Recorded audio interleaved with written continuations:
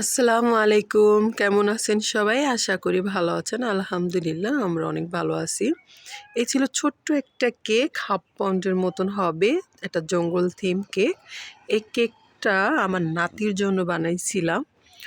তো দুঃখের বিষয় হচ্ছে যে ও কেকটা কাটতে পারে নাই, কারণ ও গ্রামে চলে গেছে। সকালবেলা কাটার কথা ছিল, কেকটা আমি রাত্রে বানাইছি। তো ভাবছে হয়তো সকালে কাটবে, খাবে, তো টিকিট কেটে ফেলছে। অনেক তাড়াহুড়া করে চলে গেছে, তো কেকটা কাটতে ভুলে গেছে। তো এখন খুবই খারাপ লাগতেছে, এত শখ করেও কেকটা বানাইছে ওর জন্য, ও কাটতে পারেনি।